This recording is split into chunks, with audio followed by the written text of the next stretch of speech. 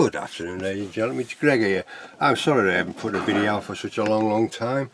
Life's getting in the way basically, but I have been at the bench and plugging away at different things towards the diorama that we started off many moons ago with Paul, who finished his vehicle months ago. I'm still plugging away.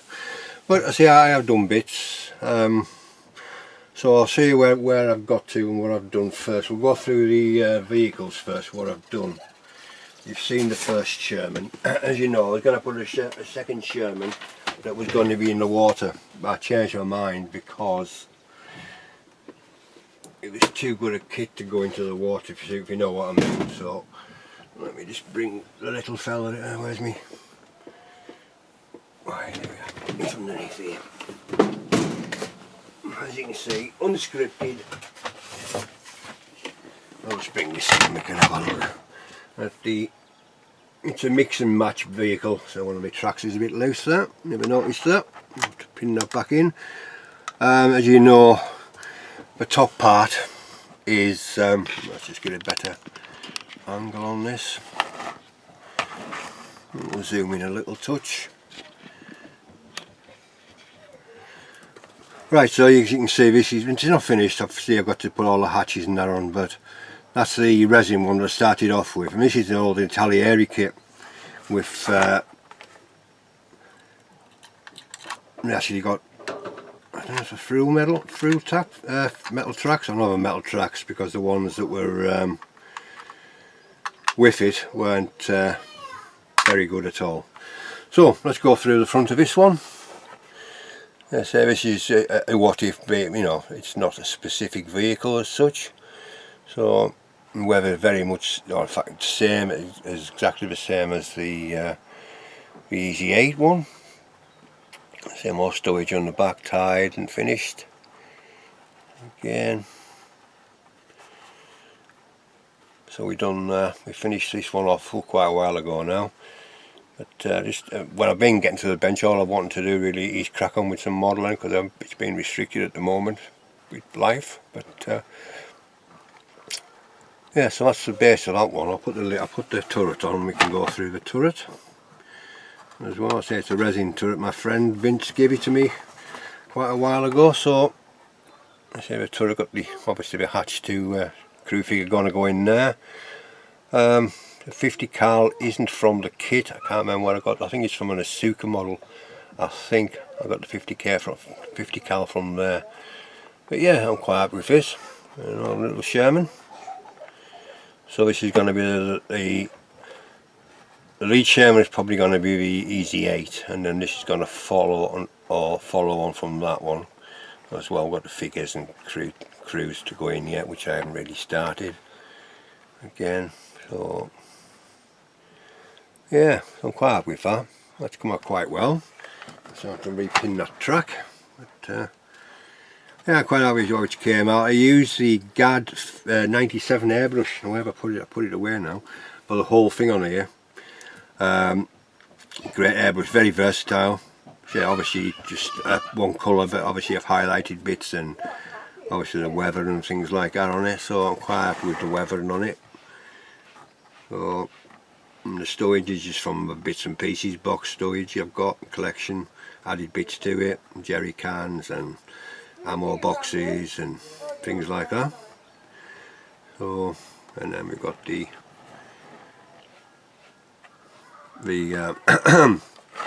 light. I think it needs dulling down a bit. You can quite see that on the turret. Wants dulling down a bit there on there. So yeah, quite happy with that. I'm quite happy with that. And then I built the Meng Sherman, the Meng Jeep to go with it as well. So I'll have to get that track sorted out before I go any further today. Looks very nice at all. Yeah, so then I've done a Jeep as well. So we'll bring the little Jeep in.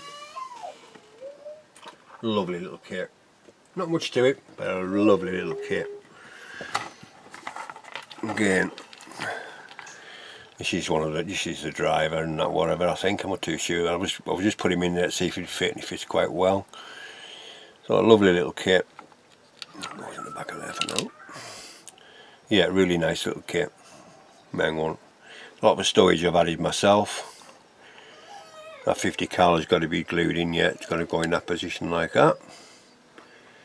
In there. Again, weathered is the same as the Shermans, obviously because they're all in the same part of the world at the same time, so the weathering isn't going to be any different. Again, I say it was a lovely little kit. Added some tissue to the seat to make it look more crinkled and weathered more than that. Yeah, so that's what I've done with those. And again, same weathering products as I did with the two tanks. So yeah, really happy with that little build.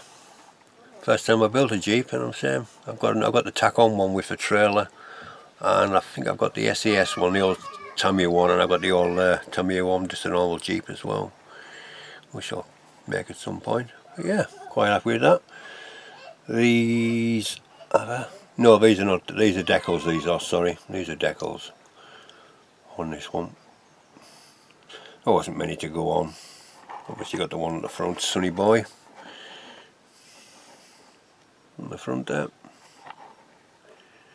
All went down perfectly well, no problems at all with the Meng decals. Never had any problems with them. I did a tow rope to the front axle there as well, and other little bits and pieces as well. I say, a lovely little kit, no problems at all. Went together beautifully, really did. So my grandson is in the garden with his dad and mine and his grandma. So yeah, so that's that one. And then the last vehicle which I've been plugging away at recently is an old Dragon Jagdpanzer. We'll bring that in. This is the one that's going to be into the water somewhere. So this is the Jagdpanzer 48, or the early version. You can tell by the rounded front on it and the way it's been built on it around here especially. Again, this paint job is the first time I've ever used masks, and it came out really well. Really well, quite pleased with it. So I just need to weather this now. I've weathered the shirts and so exactly the same as the other ones, same sort of thing, but and finish them off when it's all on the vehicle itself, as we'll explain. But yeah, quite happy, because obviously I'm going to show a bit of underneath, so I've weathered the underneath as well as the top. There's a couple of injection marks there I've missed, but you're not going to see them because it won't be at that angle. It's a shame I missed them, but I could really feel them and spray it, I suppose. Yeah, for no kit, some typical Dragon instructions. Some parts were very vague. I forgot to add it, so I've got to add the periscope on there, which I've made and painted up. The tracks are, I think the tracks are, yeah, the tracks are these ones here from Master Club. They're the tracks I use. Went together no problem at all. I'm not so keen on the resin pins because they're not as strong as normal metal pins, but they work. So I added them what's left to the front of the vehicle and to the rear as well. Exhaust is weathered. So this has got all the dust, and it's only a pin wash this at the moment, nothing else. But yeah, happy with that one. Yeah, we've got all the periscopes finished in there as well. We can make out and see them in there. And at the back there we've got the barrel cleaning rods at the back. There's a couple of things on there, but I've only put these ones because some of the storage is going to be on there, so you're not going to really see the tools underneath, so I'll probably add them with the storage itself as well. So yeah, really happy with this one. So I've got 4 vehicles for the diorama. I haven't done anything else towards the diorama here, but I've just been plugging away these kits every so often and getting bits done on it. So it's taken a long time. I think it's about 3 months since I did an update. So I thought, well, I better do something about that. So like people still know I'm here. Yeah, again, what paints did I use? I used the Mr. Colour yellow. I'll get it off for you actually. I'll show you which one I used. We used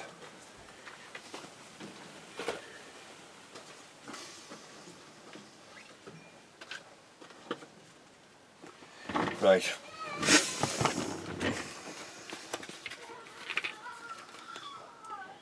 Dark yellow version. We used a Mr. Hobby.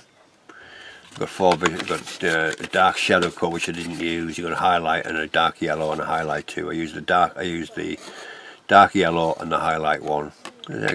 Mixing with Mr. Colour leveling thinner, went down beautifully. I used on this airbrush. I used just the old GAD 39 obviously because I used the masks. And again, brilliant airbrush, absolutely fantastic. Really. So easy to use, and you know, cleans up really well. You know, I've had enamel in there as well, and it's really clean out really nicely.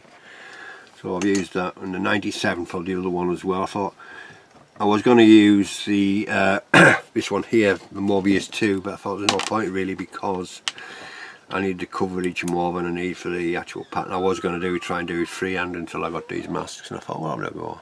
Again, this is a good airbrush. I used a little bit of that on the Jeep, things like that for the small bits and pieces. But yeah, fantastic airbrushes. I must admit the gallery airbrushes are top notch for a great price. Can't go wrong with them. Yeah, so colours, and the rest of the colours is the AK real colour set, the old one before they've changed now to the plastic bottles, haven't they? So only one I didn't use is the Dunkel Gelb Dark Yellow RYE 7028. I used the Olive Grun and the Rotten Brown. So I do like the real colour paints from AK. I've got a few sets of them, so yeah, that's what I used. And on the other ones I say the same mix as what I did for the first Sherman. I've just used straight through with the Jeep, the second Sherman, and obviously the first Sherman. Oh, we may as well show you the first Sherman again, so we can familiarise ourselves again. So we got that there. That's finished nearly now. I've knocked a bar off that side, so I'll put it there for now. And the bucket, which I've knocked off with my hand. So I'll just put a blue bucket on there just to on the back, just to, you know, add a bit of colour. But yeah, that's all done. So that seems to be ages since I've done that. Well, it is ages since I've done it, but yeah, that'll be the. I think I'll have the Jeep first, and then the Sherman, the Easy 8 Sherman, and then the other Sherman. Yeah, and obviously we got this. I was thinking of having obviously the bridge is damaged, and this at an angle, hanging off the bridge like that. This part of the vehicle into the water. It's going to be quite deep, so maybe up to about there or something like that, because obviously this is going to stop it going fully in. So we'll lose a bit of a thing there, but you know, I keep thinking, should I use it as a damaged vehicle and build something else? I could be here all week again thinking that, but we'll see. But yeah, as it is, this is going in the water once it's further and finished. So I think that's where we are just about now. Oh, so I've done the shirtons, haven't I? I've done them yesterday. Some other bits and pieces we will bring in now.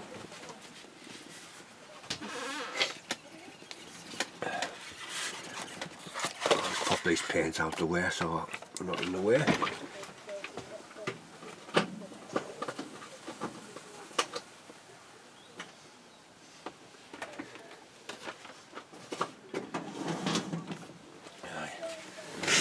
Yeah, so I've got the tracks done for the, yes, these are the tracks, they're just being varnished again. I used a toothbrush because I didn't have much of the burnishing fluid left, so it works just as well as bathing them, it really does. Instead of the Master Club ones with the resin pins, we have to be careful obviously with the pins sometimes. Right, so on here we have the sprocket, obviously for the vehicle, for the Jagdpanzer. This needs, that's basic weather, needs all the dust and muck and that into that, yeah, so. And again, the idler, again that needs all sorting again. And then we have the wheels, which I've just done in the same yellow as the Jagdpanzer itself, and I've done a couple of red ones as well, oxide primer. Must admit I've been using this oxide primer, I'll get it in a second. Probably one of the best oxide primers I've probably used. Again, they're all weathered. It's like grey. I've dry brushed these with a bit of grey just to edge, to, you know, emphasize. I know you can emphasize the edges, and I know you might lose a bit of it with the dust and muck, but I know it's there as well. So, and obviously the rear are all red, oxide red, because obviously when they're painted, I don't think they'll have painted underneath the vehicle. I may be wrong, but getting towards the end of the war, paint was a bit scarce, wasn't it? And then same again with the return rollers. I've just done the same thing again, a couple of red ones and the rest in the yellow. So that's those done as well. I'll show you the, what was I going to show you just then? Oh yeah, the red oxide primer. I got this off AliExpress for a try, because I've seen a few of the Japanese builders and not using it, and it's this stuff, and I must admit it's bloody good stuff. Nice and thick as well, so you're not using a lot of it. Really nice, good colour. I thought I'd try that. I might need some more of their other colours actually, if I can, if they're as good as that. So, but yeah, I'm good. Yeah, I've noticed on a couple of pictures that the Jagdpanzer had a tail light as well as the blue one on the back, as long as it's got that one, which I need to add the blue to. You can see here on it where the silver, I've got to add the blue to that, yeah. But I noticed on a couple of pictures you have a tail light, another tail light as well. These are actually from the sprue pieces from the, as you can see, from the brackets don't fit. I don't use in that kit, so I've made two of them. Go on the rear of the muck guards. Yeah, just I sanded them down. I thought, yeah, it'll work. Just snip them off there and they'll sit nicely on the rear. So, yeah, so that's those. I've got a couple of jerry cans here. They're to go on the stowage. Done a couple of these. These are done. These just general, you know, ones I have in the stash anyhow, like the old Tamiya ones and things like that. Another bucket with a cloth. Got it as well. So we've got that one there. I'll go on that long somewhere, or wherever it's going to come off if it's at an angle. There's that. And here's the periscope. I have to be careful when I'm putting that in case I drop it in there. So I've done that. Yeah, I forgot all about it. There's nothing I can do about it now. Yeah, so that's that. Oh no, there's some bits in here as well, isn't there? We have the main stowage for the Jagdpanzer, which is just one piece which I painted up, and you know, that's quite good. Well, that's all done on there. Put a bit more again. And there's all the bits and pieces in here. We've got the jack, which I can't put on obviously because it's going to use, let me just give me tweezers, because of the stowage in the back, but I've still done it. I may just lay it on the top of it, and that's how it's been weathered up as well. You can see on there. So that's ready to add to go into a storage in some fashion. What else is in there? It's just bits and pieces like the shovels and things like that, and I'm thinking of putting a gasoline can on the back, because you know what they're like towards the war. The Germans had not much fuel, and this is going to be on the back. I've got two of them actually, different coloured ones, just to break up the monotony of the, you know, the greens and the. So I've got two of these. I've got one of those and a blue one, so I'm going to have probably one of these on the back, just roll off into the water, and the other one probably fastened downward onto the Jagdpanzer, when the other one snapped and rolled onto the river. So yeah, I've got those. I don't think there's anything else in here that really needs to be seen. I've just got the yeah, these are all. I need to finish these off with the colours on the even though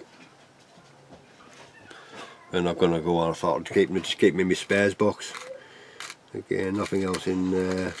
No, just a couple of metal pipes and things in there, and the brackets for the jack, which isn't going to be used, so I'll just pop those back in there. I'll pop that back on there for now.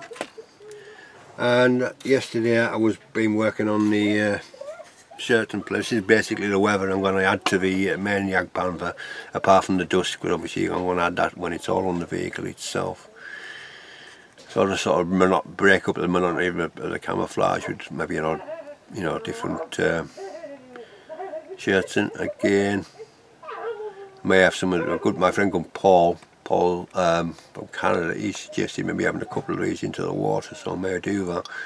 And I've also weathered the insides as well, which I find you may as well, it's got to be weathered, isn't it? If you're going to see them, it needs to be done. And I've just made this up. That was a test plate, that one there, so because I'm not going to add that one. But I made the shape for that one. I've lost the shirts and I need something else to protect them, so I just made it out of a bit of that net stuff you get with some vehicles. For the engine deck, so I've just cut it to shape and then added to it. So yeah, so they're all weathered with obviously red oxide primer, and I just did a slight bit of chipping with the aluminium from Vallejo, and a streaking grime, and I've put a few rust marks on there, not a lot. Same again with the other ones, a few rust marks, not a lot. I don't want it to be a rust fest, as they call it. It's one of the subtle hint of the rust has come through on the shirtons. So yes, I'm quite happy with those. You see the backs are all done as well, as you can see. They're all done. So I can go back on there as well, and I think that's where we are. I've got the couple of tow. There was no tow cables in the kit, but I've got obviously a few in the stash, so I've got them nearly finished. I just need final touches, obviously with a pencil and things like that. And where am I going to put them on the vehicle? I don't know yet, but they're there in case I need them. Yeah, so that's where we are at the moment with everything. So the next step for me is to start chipping the YAG Panzer and getting that finished, and then I can work on. Let's put these back so we don't. Actually, I keep them all covered so we don't get too much dust on them. Just an old box turned upside down. Plastic Tupperware box. Well, big version of it. And these can go back up there as well. Anyway, tweezers can go over there. Yeah, so far so good. I'll show you the picture frame that I've got. It's too big to bring into frame, but it's going to be a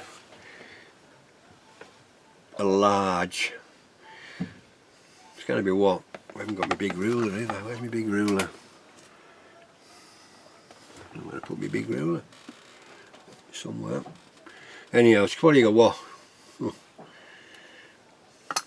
50 centimetres by 30, maybe something like that. I'm going to take a measure of the hand. Where's my little? I'll just try the little one. My little one is either.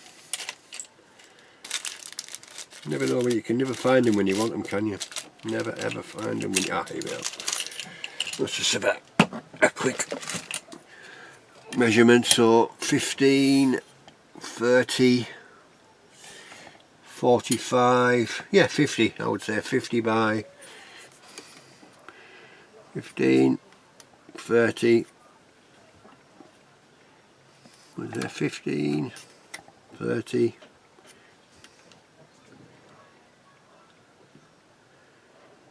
40, about 45, something like that, yeah.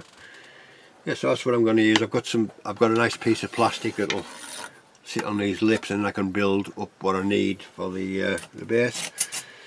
I'm going to have to scrap the first base I made. I can use it for something else, so it wasn't going to be big enough. So that's what I'm going to use as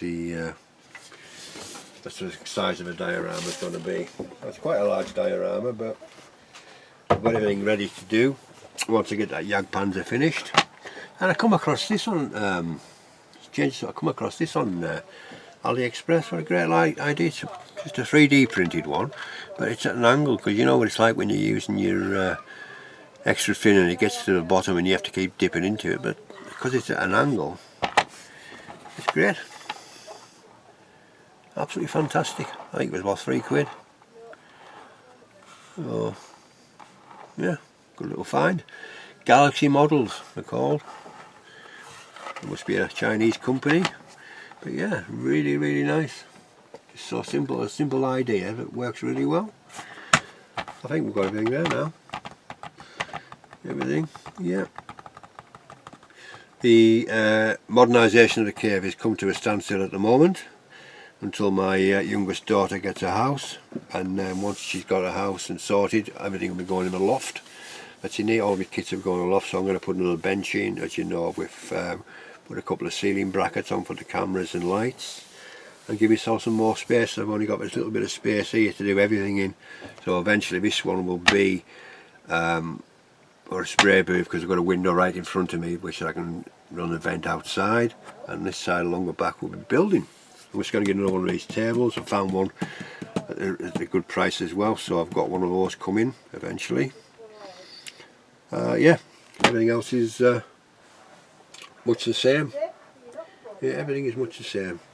I say I've been unwell for a few weeks as well. I caught COVID again a few months ago, and it really knocked me out. Well, no, this was last year. I know I've probably told you, it really knocked me and the missus out for a good 2 weeks, and we still haven't fully got over it, I don't think. And then I've had flu, and as you can see by my croaky voice, I've got a bit of a sore throat and sniffles again at the moment, so I know what that means. I'm going to be having the bloody flu, man flu probably, but there you go. So that's the phone you can ring. So I shall say goodbye, and thanks again for all my subscribers who've stuck by me, and you know, because with lack of content, you've stuck by me, and I have taken a few more subscriptions, which is nice to see. And I say I'm going to try to get more videos out. I still have a couple of unboxings to do of the reasonably new kits. One is the Border Sherman. There's two Border Shermans, the 75 and the 76. I've got them to review, and what's the other one I've got to review? Just a second, I'll go and have a quick nosy where it is. Oh yeah, and one of the new Tacom Tigers, the Command Tiger, got the Command Tiger, and I've got the one with the winter whitewash as well from AliExpress. They've arrived yesterday, so I shall do them unboxings as well at some point during the week. So again, thank you very much for sticking by me, and we shall catch you very soon, I hope, with an unboxing of one of those kits. So this is Greg signing off, and we'll catch you soon.